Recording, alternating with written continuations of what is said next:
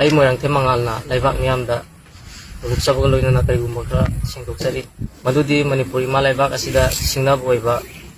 aigi video viral sakibagi matangdani aina aigi nupi leina sa leina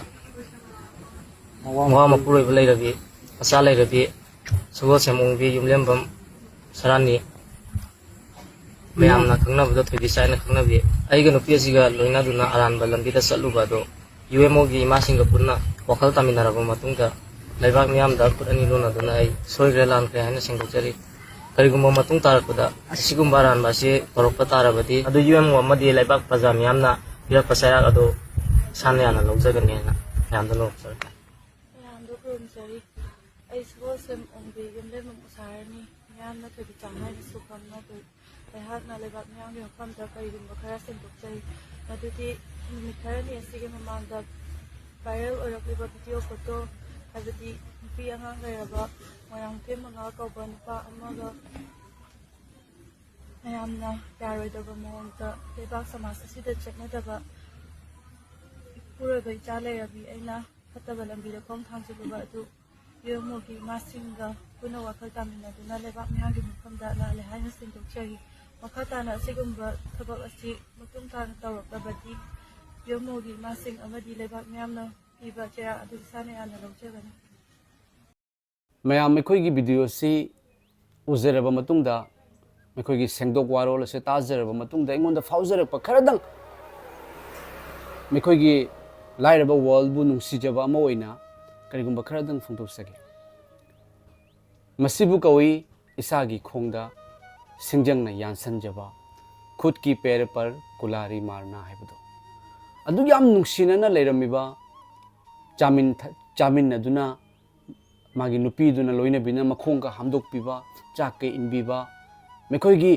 laira jaba mekhoi gi mawong mato uba matamda mayam punumakna support tawduna thangat pibani mekhoi adubu atopa nupi koina rure yengbiu ko mayam adu jam mayam na mekhoi gi family se mekhoi matei manau se nungsina base ubada mayam na nungsiraga support tawraga thangat piraga nupa sina atopa nupi koiraga viral oire hujik lale ngakpiyu haisine asibu kari wahi no video semaga karamna video semaga kamaina viral ohengani haibadi khangeba adubu aigi nupi se ngahaki oina di magi nupi do kaubneba amasung nupi amakaktuna ngahaki oina magi masu mayum pal labinu nupi ni haibado kaubneba machala reba nupi ni haibado mayam aduga aroi basida mayam da ina phungtok chaning basa mayam hojiki matam sida khwaidagi hena hantharakpa amakhak lei nungsiba se khwaidagi hena hantharakpa matamni nungsiba yam hantaraklabani mayam aduga khwaidagi hena hengatpa ama lei madudi nungsidaba se hengalapani lebak amagi mathakta yumlonaba amagi mathakta taunari base nungsidabana hengalakpa nungsibana handarakpa nungsidaba haibadi ishwar gi dharma gi wahaida hairaga shaitan bhut amamba gi pangal hengalakpa nungsiba haibadi ishwar kanbiyo mapu magi nungsibaduna handarakpa fattabana hengalaga afabana handabase fabra mayam fatte fattabaduna handagadobani afabana hengatgadobani ana ayek mi bigi hakchangda lai asina nemgadobani hakchang fabana wangkhatgadobani matamduda hariba mi sak ado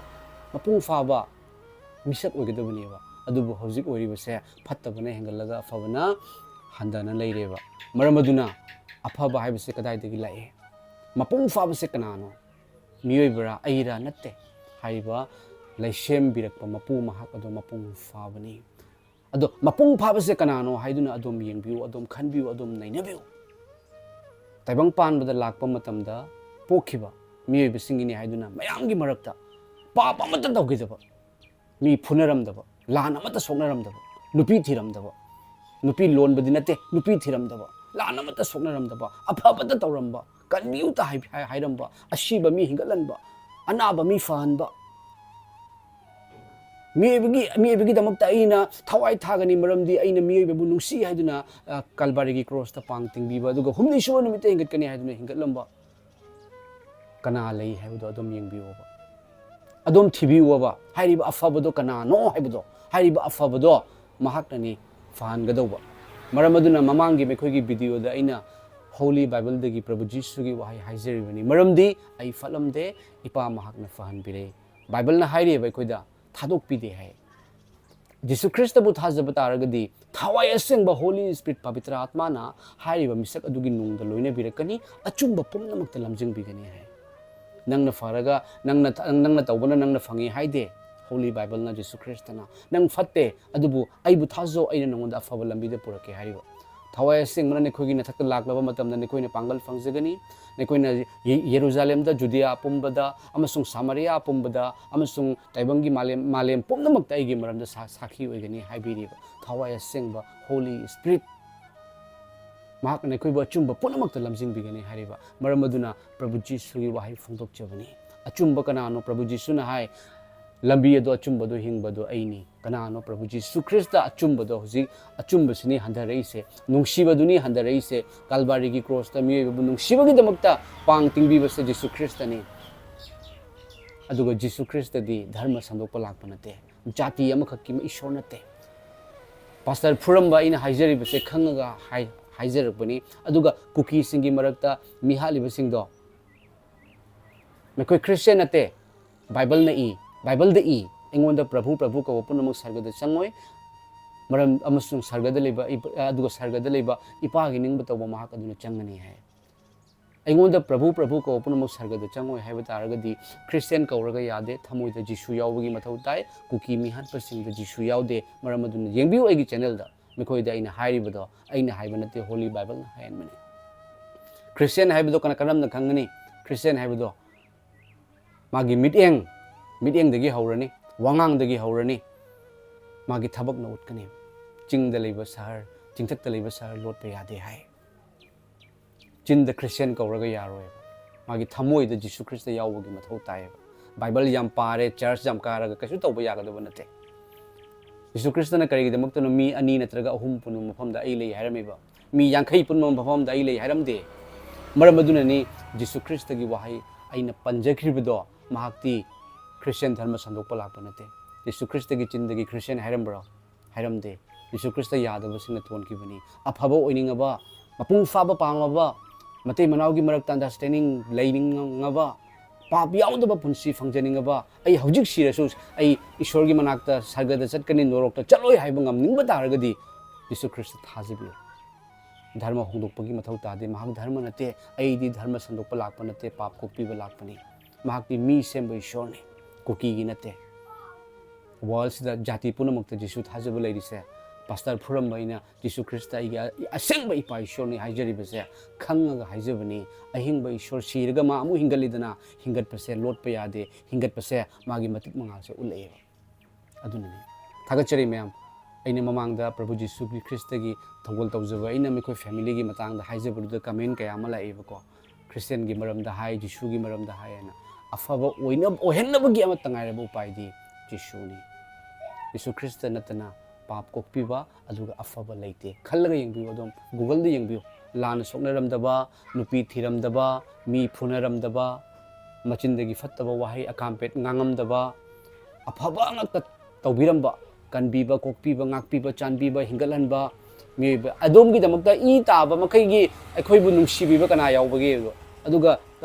humni suba numite hingatpa kana yawbage hairiba thodok ase asigumba se fattabana hingalakpa afabana handarakpa se hairiba matam asida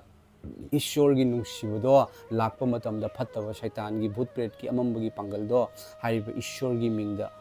kairaga chale mange asauba phaba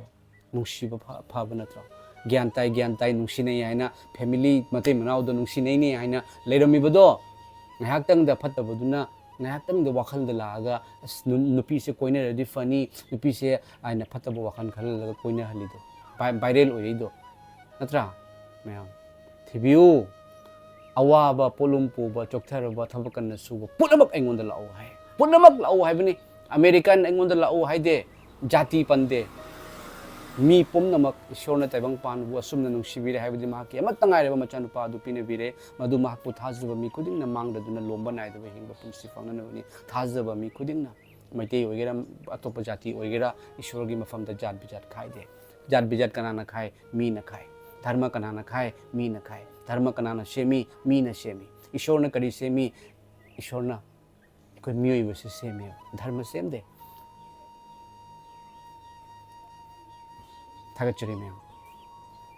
मसुंग अखोई की family मेखोई मते मनाओ की family बु अमुक नुसिनना लेरपो ओइसनु को मैम मेबे लांदबो ngamde yamna henba aran mani adubu ma'am सु अखोइने सुंगाकपिसि अदुगा ईश्वरदा मेखोई फैमिली याम अफबा ओइरकनबा याम नुसिनना लेरकनबो गिदमक्तसु हाइजमिनसे थागचरी